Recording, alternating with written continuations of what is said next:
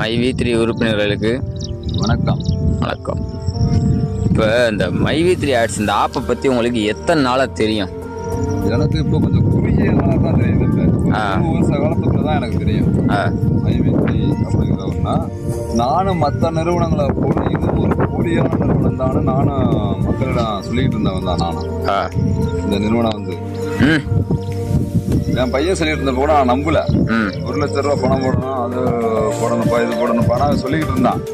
அப்போட இதெல்லாம் இஷ்டப்படுறா தம்பி, இதெல்லாம் வந்து நம்மளை ஏமாத்திட்டு போயிடுவாங்க அப்படி இப்படின்னு சொல்லிக்கிட்டு தான் இருந்தேன். இப்போ எனக்கு ஒரு வருஷத்துக்குள்ள தான் நம்மளுக்கு துல்லியமாக நடந்து தெரியும். இப்போ நம்மளாம் ஒரு சாதாரண விவசாய குடும்பத்தை சொந்த சாதாரண தான் ஒரு விவசாயம் தான் பண்ணிட்டு இருக்கிறான். அதனால நம்ம 1,00,000 ரூபாயை போட்டு முதலில் நம்ம இழக்க முடியாது. நிதி நிறுவனங்களை நாங்கள் நிறையா பார்த்துருக்குறோம். இதெல்லாம் கட்டக்கூடாது, போகக்கூடாது, வரக்கூடாதுன்னு சொல்லியிருக்கேன். அவன் என்னையை மீறி இதில் ஒரு 5,000 என்னவோ பணம் கட்டியிருப்பான்னு நினைக்கிறேன். பணம் கட்டிக்கிட்டு எனக்கு வந்துக்கிட்டு இருக்குதுப்பா அப்படின்னு சொல்லி அப்போல்லாம் அந்த சூழ்நிலை.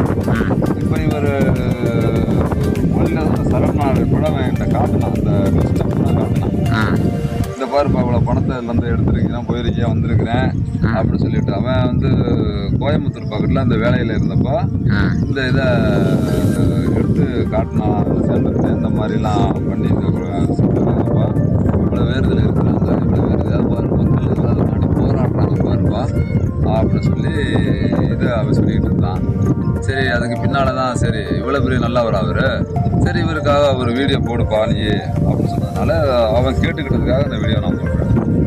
இப்போ இந்த சத்யானந்தனை பற்றி உங்களுக்கு எவ்வளோ நாளாக தெரியும்? சத்யானந்தானங்கிறத அவரை பற்றி இப்போ சரண்டரானதுக்கு பிற்பாடு தான் தெரியும். இந்த நிதி நிறுவனத்துக்கு ஓனர் இவர் தானா, இவர் தான் அந்த ஓனரு அப்படிங்கிறது எனக்கு இப்போ தான் ஒரு மாத காலமாக தான் தெரியும். சத்யானந்தம் அப்படிங்கிறவரை பற்றி எனக்கு இப்போ தான் தெரியும். இப்போ வந்து நிறைய பேர் என்ன சொல்கிறாங்கன்னா, ஒரு 2 மாதம் பெண்டிங் பணம் வச்சதுனால ஒவ்வொருத்தருக்கும் ஒரு 24,000 இந்த மாதிரி வரணும் அப்படின்றனால இப்போ ஒரு 75 லட்சம் மக்களுக்கு வந்து பணம் போட முடியாது, அந்தளவுக்கு அக்கௌண்ட்டில் பணம் இல்லை, அதனால் அவர் போய் வந்து சரணடைஞ்சிட்டாரு அப்படின்னு சொல்கிறாங்க. அதை பற்றி நீங்கள் என்ன நினைக்கிறீங்க? அப்படி ஒன்றும் இவ்வளோ நாளாக வாங்கிட்டு வந்திருப்பாங்க. இவ்வளோ நாளாக வாங்கிட்டு தான் இருந்தாங்க. இப்போ ஒரு 2 மாதம் பெண்டிங் வச்சாங்க. அதாவது பெண்டிங் அது எலெக்ஷனால வச்சாங்கல்ல, அதனால பெண்டிங் எலெக்ஷன் இப்போ தான் முடிஞ்சிருக்கு. பிரதமர் பதவி ஏற்றிருந்துருக்கிறாரு, இப்போ தான் நடந்திருக்கு. பெண்டிங்னு வச்சது அது என்னத்தினால அது பெண்டிங் ஆச்சு, எதனால், அது என்ன காரணத்தினால தெரிஞ்சுன்னா தானே அவர் பணம் போடுறதுக்கு சௌரியமாக இருக்கும். அவர் இதை சொன்னார், இந்த எலெக்ஷன் டயத்தில் பணம் போட்டோம்னா நம்ம வந்து நிறைய பணம் நம்மளே வந்து ஓட்டுக்கு கொடுக்குற மாதிரி இருக்கும், அதனால் நிறுத்தி வைக்கிறோன்னு சொன்னாங்க. அதே மாதிரி நிறுத்தி வச்சு கொடுக்குறேன்னு சொன்னாங்க. அதாவது எப்போது ஜூலை 6ஆம் தேதி போகிறதா சொன்னாங்க. அதுக்குள்ளே 4ஆம் தேதி சரணடைஞ்சிட்டாங்க. அது என்ன சொல்கிறாங்கன்னா, நிறைய பேர் இப்போ நம்மகிட்ட நிறையா இப்போது 1000 கோடிக்கு மேலே தாண்டி போதான். அதாவது 75 லட்சம் மக்களுக்கும் இவ்வளோ பணம் போடணும்னா ஒரு கோடிக்கு 1000 கோடிக்கு மேலே வர்றதுனால அவர் அக்கௌண்ட்டில் பணம் இல்லை, அதனால தான் அவர் போய் சரணடைஞ்சிட்டாருன்னு சொல்கிறாங்க. அது நீங்கள் என்ன நினைக்கிறீங்க? என்ன நினைக்கிறேன்னா, எலெக்ஷனுக்காக போட்டது இது எலெக்ஷனுக்கு கொடுக்குற மாதிரி தெரியும் அப்படிங்கிறதுல பணம் எடுக்கிறாரு. இப்போ திடீர்னு 1 மாதம் 2 மாதம் ஆகிடுச்சு போடாமல் நிற்பாட்டி வச்சுருக்காங்கன்னு வச்சுக்கோங்க ஒரு பேச்சுக்கு. இப்போ பணம் போட்டால் அதிகமாகும் ஒரு பேச்சுக்கு. இப்போ மக்கள் அதே அதிகமாகணும்னா இப்போ ஒரு ஜிஎஸ்டி போக்குவரத்து மக்கள்கிட்ட இவ்வளோ பணம் எப்படி ஒன்றாட்டு வெளியில் போகுது கேட்பாங்க, கேட்க மாட்டாங்களா? கவர்மெண்ட்டு கேட்கும். இந்த மாதிரி சமாதானம்லாம் கேட்கல. இப்போ 6ஆம் தேதி போடுறதா அவர் 4ஆம் தேதி சரண்டர் ஆகிட்டாருன்னு சொல்கிறீங்க. 6ஆம் தேதி போடுறது 4ஆம் தேதி சரண்டர் ஆகிட்டாருன்னா அதுக்கு என்ன விளக்கம் அப்படிங்கிறத நம்ம போய் சரண்டர் ஆகிட்டோம்னா அந்த விளக்கங்களை தெரிஞ்சுட்டு வந்து போடலாம்ல. அவர் போடலாம்ல, போடலே நம்ம சொல்லலையில. அவர் உங்களுக்கு தனியாக பிரத்யேகமாக ஒரு பேட்டி கொடுத்துருக்காரு, பார்த்துருக்கீங்களா? அப்படி என்ன பேட்டி கொடுத்துருக்காரு? என்ன பேட்டி கொடுத்துருக்குறாரு? நான் வந்து அசோக் நிதிங்கிறவர் என் மேலே கேஸ் கொடுத்துருக்குறாரு. தொடர்ந்து நான் இந்த கேஸுக்கே போராட வேண்டியது. இவங்க அடுத்தடுத்து நம்மளுக்கு தொல்லை தந்துக்கிட்டே இருக்கிறாங்க. இந்த தொல்லை தந்துக்கிட்டு இருக்கும்போது நம்ம என்ன பண்ண முடியும்? ஏதோ ஒரு பிரச்சனையை நம்ம சந்திக்க வேண்டியது இருக்குது. ஒன்றும் நான் விட்டு உங்களை விட்டு ஓடலை, முடியாறலை. நிதி நிறுவனம், இந்த நிறுவனத்தை நான் வந்து கரெக்டாக நடத்தணும். இப்போ இவர் மேலே கொடுத்த என் மேலே கொடுத்த கேஸையும் நான் சரி பண்ணணும். மக்களே நீங்கள் ஏமாற மாட்டீங்க, ஏமாறவும் மாட்டேன். நான் உங்களுக்கு உண்டான பணத்தை போட ரெடியாக இருக்கிறேன். இந்த வீடியோவில் வந்து நீங்கள் பார்த்து முடியல.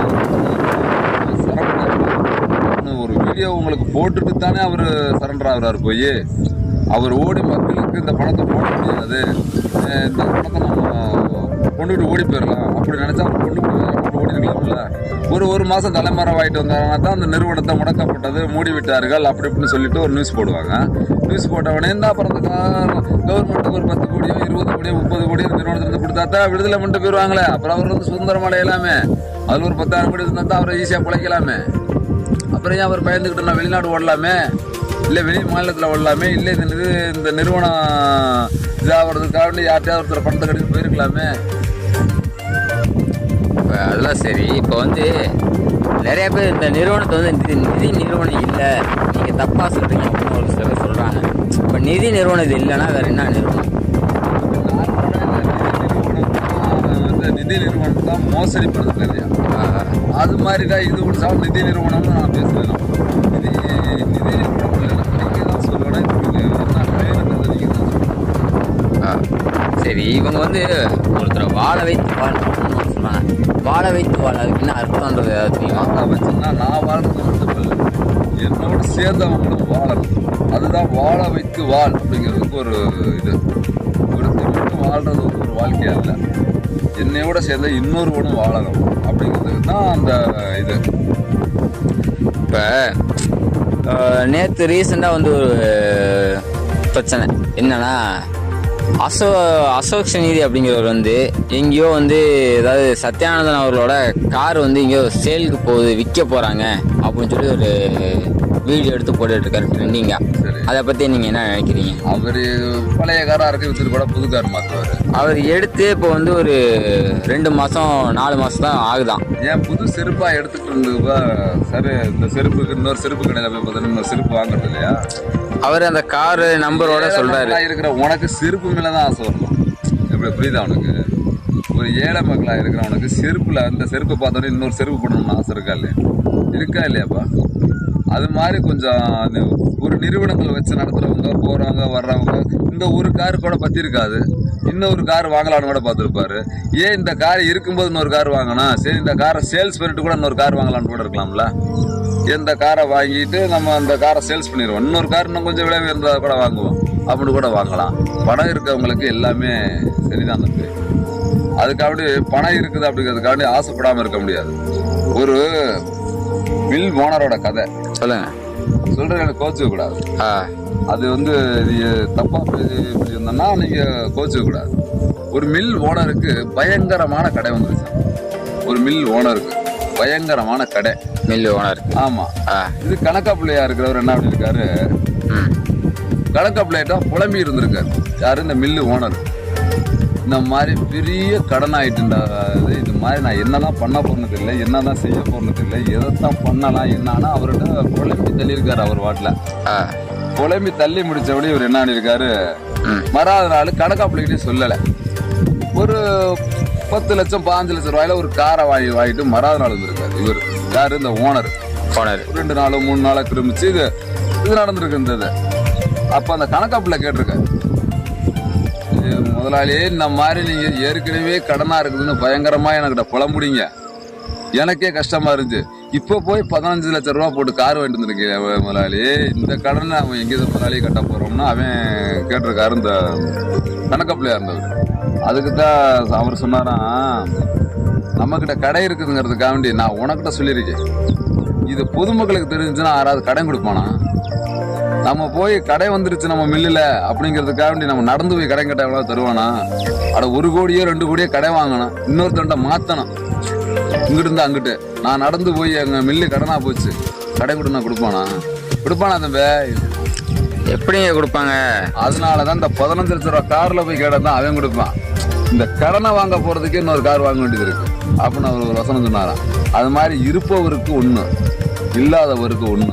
ஏழை மக்களுக்கு செருப்புங்கிறது தான் இந்த செருப்பு இருக்கு, இன்னொரு செருப்பு வாங்குவோம். செருப்புங்கிறது ஈஸியான பொருள் நீ நினச்சிட்டு இருக்கலாம். செருப்புங்கிறது 200 ரூபா தான்.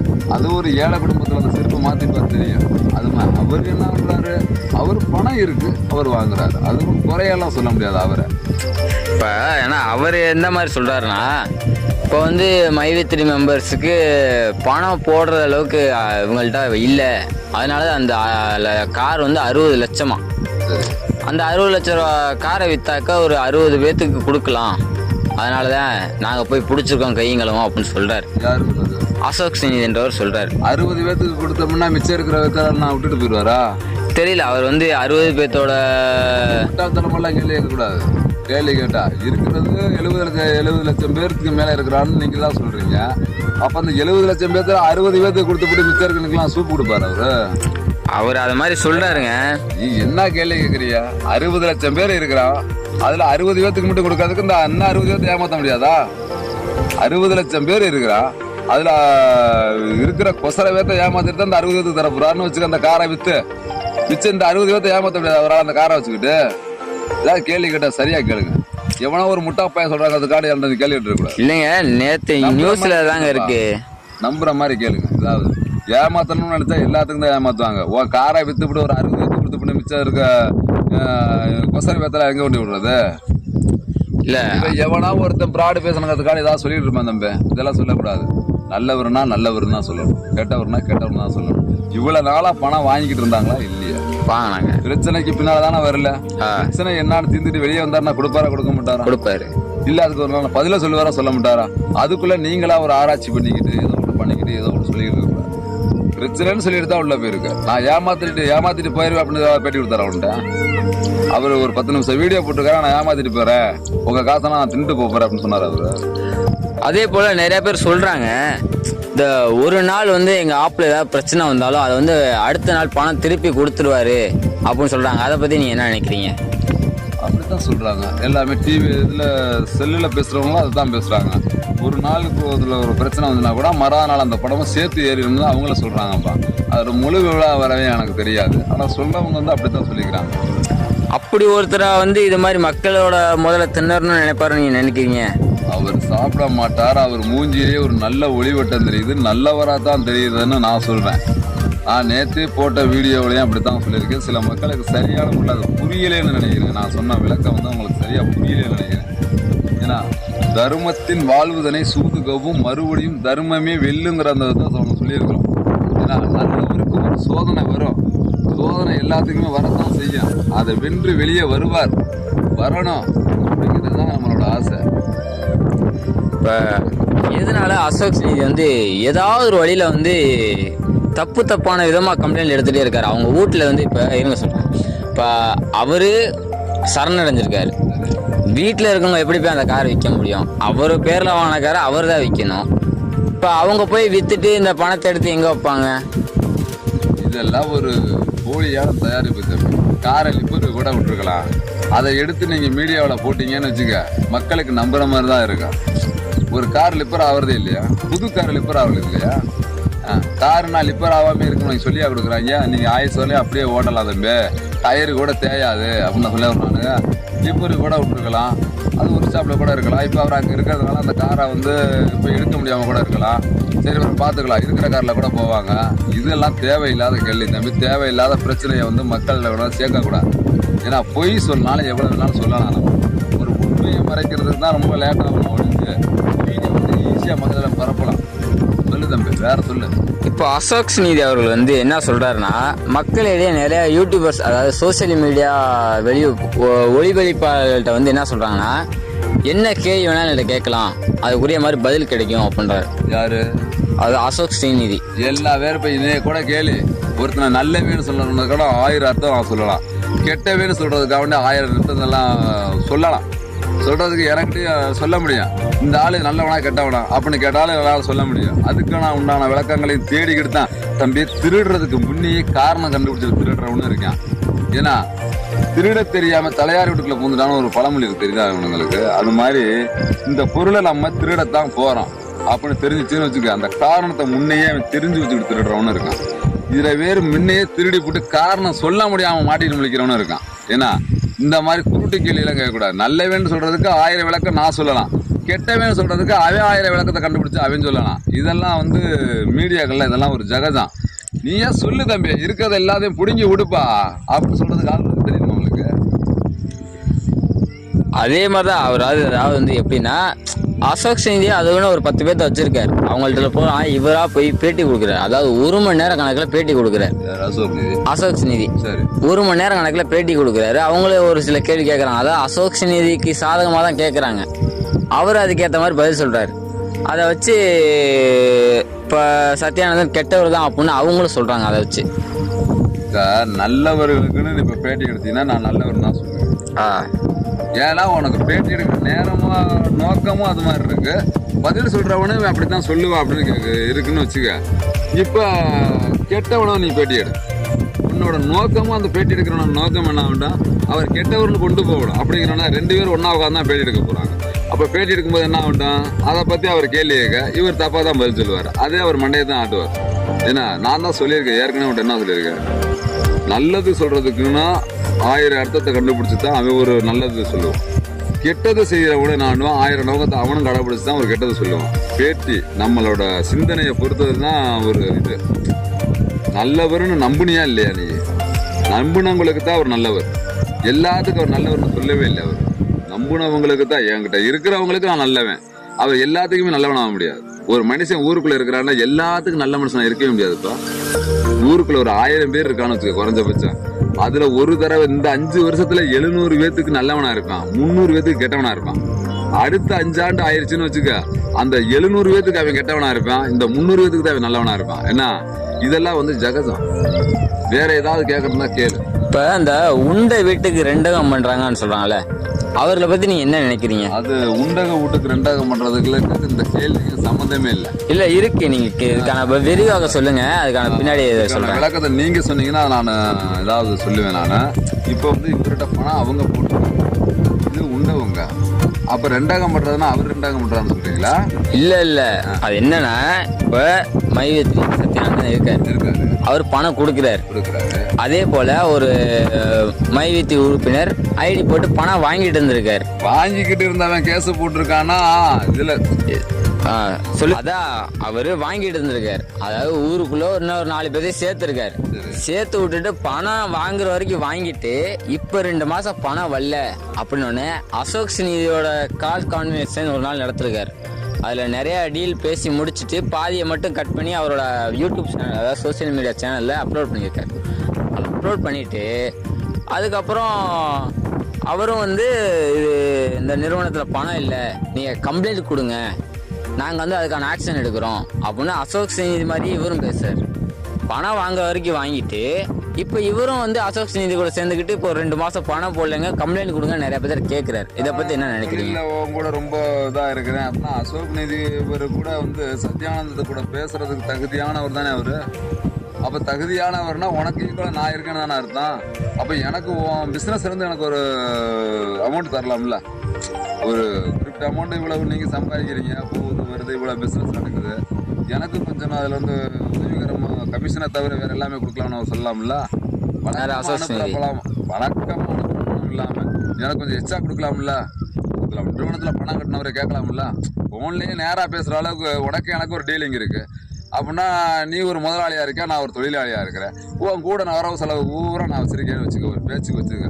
உன் கூட இவ்வளவு நெருக்கமா இருக்கிறேன் அப்படிங்கிற அளவுக்கு நான் இருக்கிறேன்னா எனக்கு ஒரு அர்ஜென்ட் 1 கோடி ரூபா மாத்தி விடு அப்படின்னு நான் கேட்கிறேன். அவன்கிட்ட மாற்ற முடியல, அவன்கிட்ட பத்தி நான் புழுகலாமா புழுகக்கூடாது. அது மாதிரிதான் அந்த பிசினஸ்ல இருந்தேன்னா என்னைக்குமே கருத்து இருக்கும். அதனாலதான் பெரிய பெரிய முதலாளிகள்லாம் சாதாரண ஆளுகள்ட்ட பழக்கமே வச்சுக்கிறது இல்லை. ஏன் இவன்கிட்ட போனா அவனை கொண்டு பேசுவா, நாளைக்கு ஏதாவது ஒரு பிரச்சனையை கொண்டு வந்து சேர்ப்பாங்க. வேற ஏதாவது கேளு தம்பி. அதான் அவரோட கான்வர்சேஷன் மாதிரி நிறைய பேர் அது மாதிரி போடுறதுனால அதை கேட்டா வேற ஒன்றும் இல்லைங்க. அதனாலதான் இவர் தொல்லையே தாங்க முடியல சொல்லிவிட்டு அவர் போய் சரண்டர் ஆயிருக்காரு.